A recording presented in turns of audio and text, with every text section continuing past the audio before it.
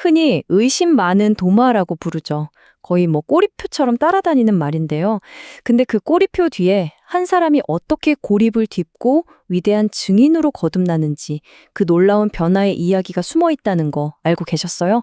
오늘 바로 그 여정을 한번 같이 따라가 보려고 합니다. 혹시 CEO 크리스천이라는 말 들어보셨나요? 이게 무슨 대단한 직책 같지만 사실 우리 신앙의 어떤 한 단면을 아주 잘 보여주는 그런 현대적인 표현이거든요. 기독교의 가장 놀라운 주장들을 우리가 어떻게 받아들이는지 그 핵심을 짚어주는 말이죠.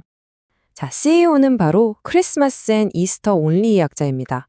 크리스마스와 부활절에만 교회에 나가는 사람들을 말하는 거죠. 재밌는 건 뭐냐면요. 바로 이 두 절기가 기독교 신앙에서 어쩌면 가장 믿기 힘든 지점, 그러니까 동정녀 탄생과 부활을 기념한다는 거예요. 바로 이 지점이 슬픔과 고립 속에서 그 믿기 힘든 부활 소식을 들어야 했던 도마의 딜레마와 정확히 맞닿아 있습니다. 그럼 이제 본격적으로 도마의 이야기로 들어가 보죠. 이 이야기의 시작은요, 아주 중요한 전제가 있어요. 그의 문제가 어떤 지적인 의심이나 냉소적인 태도에서 시작된 게 아니라는 겁니다. 훨씬 더 단순해요. 그냥 그 자리에 없었다는 것, 이 물리적인 부재가 모든 것의 시작이었습니다. 성경은 이 상황을 아주 담백하게 딱 한 문장으로 정의합니다. 함께 있지 아니한지라. 정말 이 짧은 구절에 모든 게 다 담겨 있어요. 다른 제자들은 다 같이 있는데 도마는 혼자였습니다. 그의 이야기는 공동체로부터의 분리에서 시작되는 거죠. 그러니까 핵심은 이거예요. 도마의 그 유명한 의심이 그냥 하늘에서 뚝 떨어진 게 아니라 그의 고립이라는 토양에서 자라났다는 겁니다. 공동체와 딱 떨어져 있었기 때문에 그는 영적으로 가장 공격받기 쉬운 가장 취약한 상태에 놓여 있었던 거예요. 이 얼룩말 비유를 보면 정말 확 와닿죠. 우리가 동물의 왕국 같은 거 보면 알잖아요. 수백 마리 얼룩말이 때로 있을 땐 사자도 함부로 못 덤비죠. 하지만 무리에서 홀로 뒤처진 한 마리, 그 얼룩말이 바로 사자의 첫 번째 목표물이 됩니다. 고립은 우리를 위험에 그대로 노출시키는 것과 같아요. 그리고 이건 그냥 그럴듯한 비유가 아닙니다. 성경에서도 정확히 똑같은 이미지를 사용하거든요. 오는 사자같이 두루 다니며 삼킬 자를 찾는다. 누가 가장 삼키기 쉬운 먹잇감일까요? 바로 홀로 떨어진, 고립된 사람이죠. 이 경고가 정말 생생하게 다가옵니다. 하지만 이야기는 도마의 고립과 의심에서 끝나지 않습니다. 여들의 뒤에 예수님이 다시 나타나시죠. 근데 여기서 정말 중요한 포인트는 마치 도마를 위해서 다시 오신 것 같다는 거예요. 그의 고립과 의심을 외면하지 않고 정면으로 마주하기 위해서요. 여기서 우리는 의심에도 두 종류가 있다는 걸 생각해 볼 수 있어요. 하나는 닫힌 의심입니다. 이건 아예 들을 생각이 없는 거죠. 어떤 증거를 가져와도 믿기를 거부하는 태도. 반면에 열린 의심이 있습니다. 이건 진심으로 답을 찾고 싶어하는 진실을 향한 열망이죠. 도마는 바로 후자였습니다. 자, 도마를 딱 마주친 예수님의 첫 마디를 한번 보세요. 너 이렇게 믿음이 없냐? 이렇게 질책하지 않으셨어요. 그 대신 너희에게 평강이 있을지어다. 따뜻한 위로와 평화의 선언이 먼저였습니다.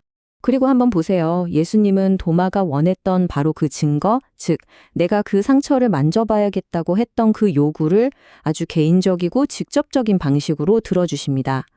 그의 의심을 비난하는 대신에 그의 필요를 정확히 아시고 정말 따뜻하게 응답해 주신 거죠. 이제 이야기는 클라이맥스로 향합니다.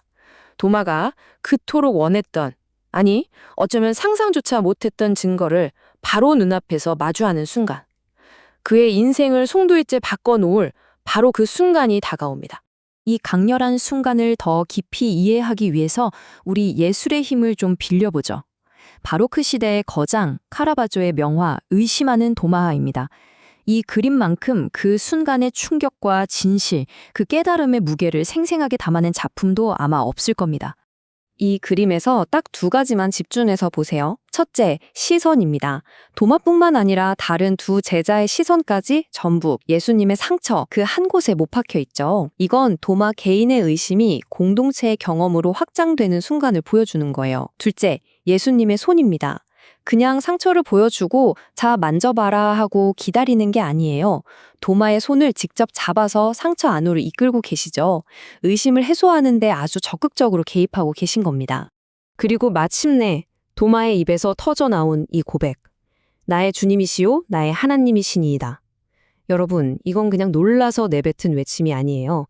복음서 전체를 통틀어서 한 제자가 예수님의 신성을 가장 완벽하고 가장 심오하게 선포한 최고의 순간입니다. 이렇게 열린 의심이 엄청난 확신으로 바뀌는 여정은 비단 도마에게만 있었던 일이 아닙니다. 우리 시대에도 비슷한 예가 있죠. 바로 리 스트로벨이라는 사람인데요. 원래는 냉소적인 무신론자 기자였어요. 기독교가 가짜라는 걸 증명하려고 샅샅이 조사를 시작했는데 웬걸요. 그 조사의 끝에서 오히려 누구보다 강한 믿음을 갖게 됐죠. 시대를 초월해서 반복되는 패턴인 셈입니다. 자, 이제 도마의 이야기는 새로운 국면으로 접어듭니다.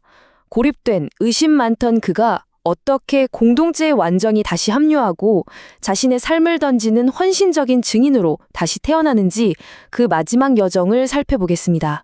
이 타임라인을 보면 도마의 인생이 얼마나 드라마틱하게 변했는지 한눈에 보입니다. 절망에 빠져서 꽁꽁 숨어있던 한 남자에서 시작해서 부활한 예수를 직접 만나고 다시 공동체와 하나가 되죠. 그리고 거기서 그치지 않고 결국엔 세상 저 멀리 인도까지 가서 복음을 전하다가 자신의 믿음을 위해 목숨을 바친 순교자가 됩니다. 이건 그냥 약간의 변화가 아니라 한 사람의 완전한 재탄생이라고 할 수 있죠. 예수님의 이 마지막 말씀은 도마 개인의 경험을 우리 모두의 이야기로 확장시킵니다. 보지 못하고 믿는 자들은 복되도다.